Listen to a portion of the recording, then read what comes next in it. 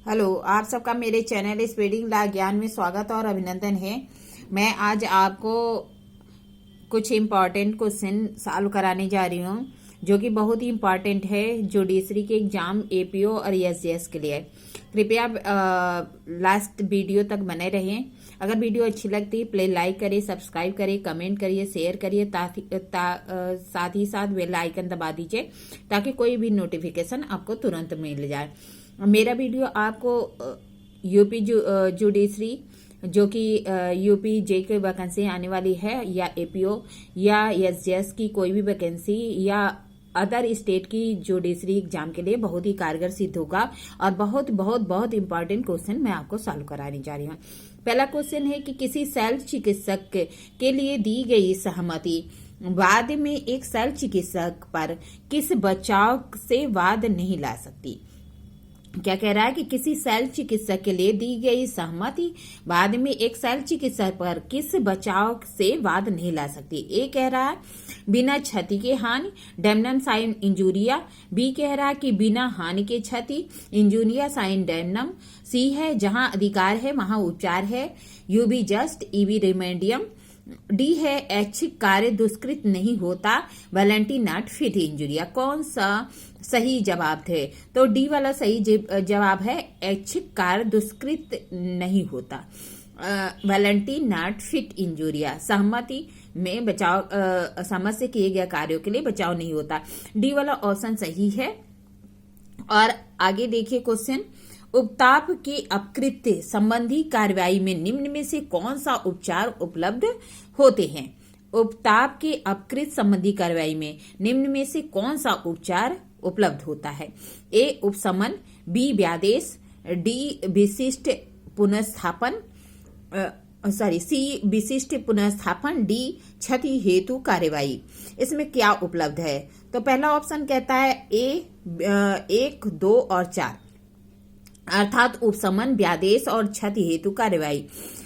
ठीक। दूसरा ऑप्शन है 1 और 3 अर्थात उपशमन और विशिष्ट पुनर्स्थापन।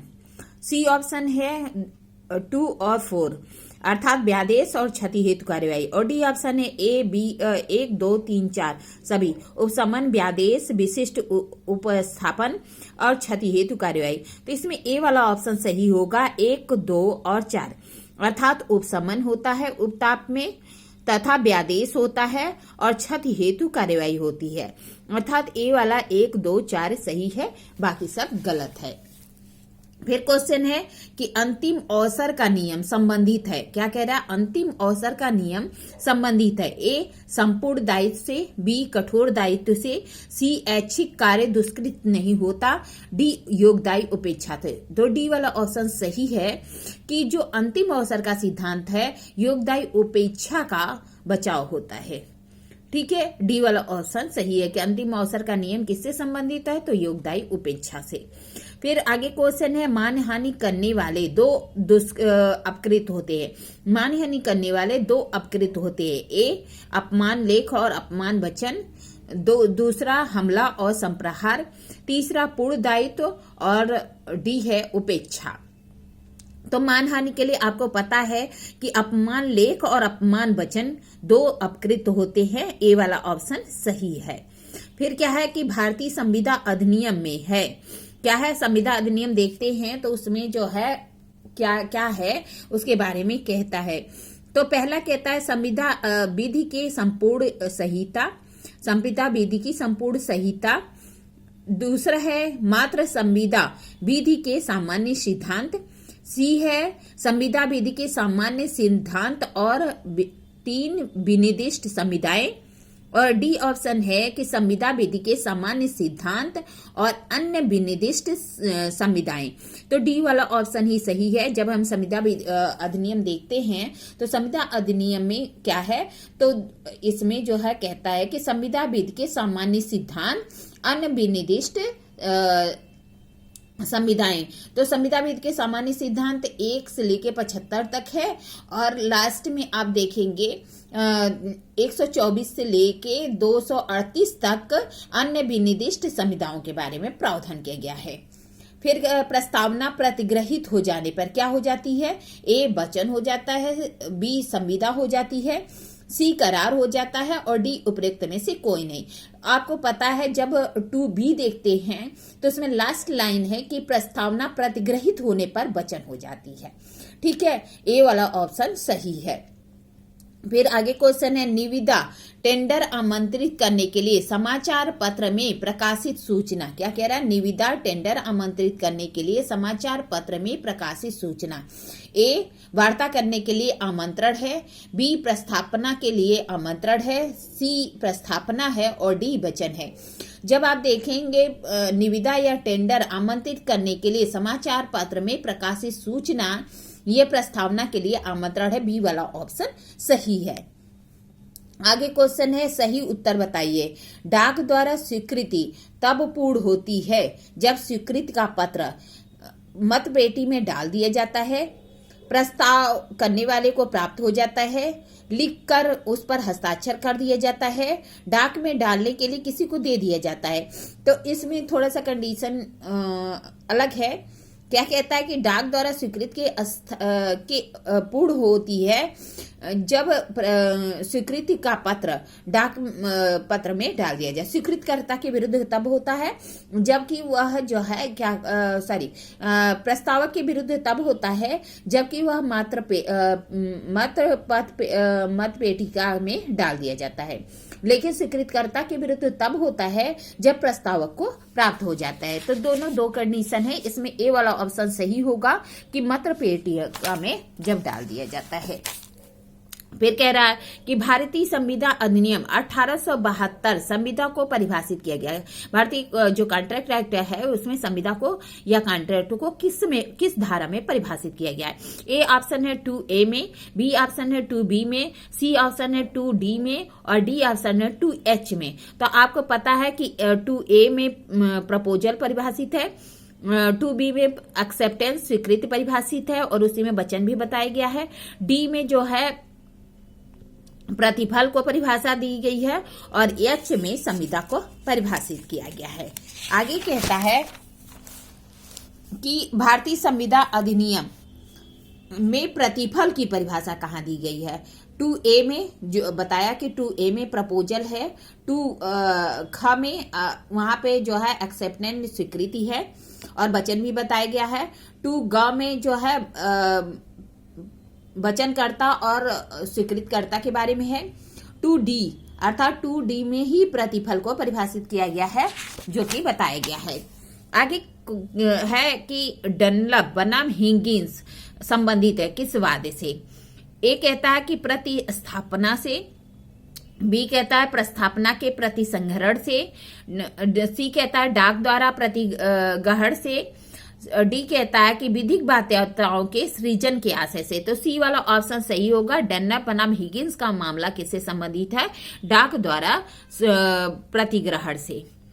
फिर आगे करार एक करार जो कि एक पक्षकार की इच्छा पर प्रवर्तनीय हो न कि दूसरे पक्षकार की इच्छा पर कहलाता है। ए कहता है कि एक मान्य संविदा, बी कहता है कि एक वैधानिक संविदा, सी कहता है कि एक शून्य संविदा और डी कहता है एक शून्यकाड़ी संविदा। तो आपको पता है कि जब 2I देखते हैं 2झ तो उसमें जो है शून्यकाड़ी परिभाषा की परिभाषा दी गई है कि एक करार जो कि पक्षकारों की इच्छा एक करार जो कि एक पक्षकार की इच्छा पर परिवर्तनीय होता है ना कि दूसरे की, तो शून्यकाड़ी संविदा होती है। अर्थात जो डी वाला ऑप्शन है वह सही है। आगे क्वेश्चन है कि एक प्रस्ताव को वचन में परिवर्तित होने के लिए, एक प्रस्ताव को वचन में परिवर्तित होने के लिए ए कहता है कि प्रस्ताव की स्वीकृति पूर्ण और बिना किसी शर्त के होनी चाहिए, बी कहता है कि प्रस्ताव की स्वीकृति फेरफार के साथ हो सकती है, सी कहता है कि प्रस्ताव की स्वीकृति शर्त के साथ हो सकती है, डी कहता है प्रस्ताव की स्वीकृति पूर्ण और फेरफार के साथ और शर्त के साथ हो सकती है। तो ए वाला ऑप्शन सही है कि प्रस्ताव की स्वीकृति पूर्ण होनी चाहिए तथा बिना किसी शर्त के होने चाहिए, तभी जो प्रस्ताव है वह वचन हो सकता है। अर्थात ए वाला ऑप्शन सही है। आगे क्वेश्चन है कि यह किस वाद में निर्णित किया गया था कि अवयस्क द्वारा की गई संविदा आरंभतः शून्य होती है? क्या कह रहा है कि किस बाद में कहा गया था कि जो माइनर है उसके साथ किया गया कॉन्ट्रैक्ट एड इनिशियो होता है, आरंभ से ही शून्य होता है। ए ऑप्शन है क्रेल बनाम हेनरी, नहीं। बी ऑप्शन है कि कार्लिल बनाम कार्बोलिक स्मोक बाल कंपनी। सी ऑप्शन है कि लालमन शुक्ला बनाम गौरी दत्त। डी ऑप्शन है मोहरी बेबी बनाम धर्मदास घोष। तो डी वाला सही होगा। मोहरी बेबी बनाम धर्मदास घोष के मामले में कहा गया कि अबेस द्वारा की गई संविदा आरंभ से ही शून्य होती है। आगे क्वेश्चन है, सहमत को स्वतंत्र कहा जाता है जब वह, ए ऑप्शन है पक्षकारों की इच्छा को दबाकर बनाई जाती है, बी धोखाधड़ी से बनाई जाती है, सी गलती से बनता है, डी पक्षकारों की स्वेच्छा से बनता है। तो डी वाला ऑप्शन सही होगा कि पक्षकारों की स्वेच्छा से बनाया जाता है, तो वो स्वतंत्र संविदा कही जाती है। आगे कह रहा है कि कपट और दुरुपदेशन के संबंध में कौन सा कथन सही है। क्या कह रहा है, कपट और दुरुपदेशन के संबंध में कौन सा कथन सही है। ए कहता है कि दोनों संविदा को शून्य कड़ी बनाते हैं। बी कह रहा है कपट दुष्कृत्य में नुकसानी हेतुवाद हेतुक प्रस्तुत करता है। सी कहता है कि साधारणतः दुरुपदेशन एक दुष्कृत्य भी है। तो इसमें कौन सा सही है। पहला है कि 1 और 2, दूसरा है कि 2 और 3, तीसरा है 1 और 3 और चौथा है 1, 2, 3 सभी। तो आपको पता है कि 1 और 2 वाला सही है कि दोनों संविदा को शून्यकाड़ी, कपट और दुरुपदेशन द्वारा संविदा क्या होती है, शून्यकाड़ी होती है और कपट दुष्कृत्य के नुकसानी के लिए वाद हेतुक प्रस्तुत करता है। फिर आगे क्वेश्चन है कि 2 पक्षकारों द्वारा संविदा में प्रवेश किया जाता है, पश्चात में उनके द्वारा यह अनुभव किया जाता है कि उसके द्वारा भारत में प्रचलित विधि को समझने में भूल की है, तो यह संविदा है। ए कहता है कि गैर अस्तित्व की, बी कहता है शून्य, सी कहता है शून्य कड़ी और डी कहता है शून्य कड़ी नहीं, अर्थात वैध होती है। अगर 2 पक्षकार संविदा में प्रवेश करते हैं और बाद में उसे पता चलता है कि वह भारत में प्रचलित जो विधि है उसको समझने में भूल की है, तो भी वह संविदा क्या होती है, वैध संविदा होती है, शून्यकाड़ी नहीं होती है। डी वाला ऑप्शन सही होता है। फिर आगे क्वेश्चन है, लोक नृत्य अनियंत्रित शैतान घोड़ा है, यह कहा गया था। ए कहता है कि रिचर्डसन बनाम मेलिस के बाद में, बी कहता है हार्वे बनाम फैसी के बाद में, सी कहता है कि फैल्ट हाउस बनाम बिंडले के बाद में, डी कहता है एलिस मेरी बनाम विलियम क्लॉड के बाद में। तो ए वाला सही है, रिचर्ड्स बनाम मेलिस के बाद में कहा गया कि जो लोक नीति है वह अनियंत्रित या शैतान घोड़ा है। फिर आगे क्वेश्चन है कि निम्न में से कौन सा वाक्यांश सही है। ए कहता है कि शून्य करार सदैव अवैध होता है, बी कहता है अवैध करार शून्यकाड़ी होता है, सी है कि अवैध करार पक्षकारों द्वारा अनुसमर्थित होता है, डी अवैध करार सदैव शून्य होता है। डी वाला ऑप्शन सही होगा कि जो अवैध करार होता है वह सदैव शून्य होता है, लेकिन शून्य करार सदैव अवैध होता है यह गलत है, क्योंकि कोई शून्य करार ऐसा हो सकता है जो अवैध ना हो। ठीक, आगे क्वेश्चन है कि भारतीय साक्ष्य अधिनियम 1872 लागू होता है। ए कह रहा है मध्यस्थम के मध्य कार्रवाइयों पर, बी कह रहा है विभागीय कार्रवाइयों पर, सी कह रहा है कि न्यायालय के समक्ष न्यायिक कार्रवाइयों पर, डी कह रहा है उपरोक्त में से कोई नहीं। तो सी वाला ऑप्शन सही होगा कि जो भारतीय साक्ष्य अधिनियम 1872 है वह न्यायालय के समक्ष न्यायिक कार्रवाइयों पर ही लागू होता है। फिर क्या कह रहा है, भारतीय साक्ष्य अधिनियम 1872 का प्रारूप किसके द्वारा तैयार किया गया था। भारतीय साक्ष्य अधिनियम का प्रारूप किसके द्वारा तैयार किया गया था। ए कहता है लॉर्ड मैकाले, बी कहता है कि सर जेम्स एफ स्टीफेन, सी कहता है कि हक्सेल, डी कहता है कि सर हेनरी मैन। तो इसका ऑप्शन बी वाला सही होगा, सर जेम्स एस स्टीफेन द्वारा जो भारतीय साक्ष्य नियम 1872 है 1 सितंबर 1872 को लागू किया गया था, वह जो है एक्ट नंबर 2 1872 जो कि स्टीफेन द्वारा बनाया गया था। इस तरह मैंने आपको बहुत ही इंपॉर्टेंट कुछ क्वेश्चन सॉल्व कराए हैं आगे के क्वेश्चन मैं अगली वीडियो में सॉल्व कराऊंगी। अगर ये वीडियो अच्छी लगती प्लीज लाइक करिए, सब्सक्राइब करिए, कमेंट करिए, साथ ही बेल आइकन दबा दीजिए ताकि कोई भी नोटिफिकेशन आपको तुरंत ही मिल जाए। अपनी परिश्रम जारी रखिए, एक न एक दिन आपको सफलता जरूर मिलेगी। इसी शुभकामना के साथ मैं आपसे विदा लेती हूँ। ठीक है, धन्यवाद, थैंक यू।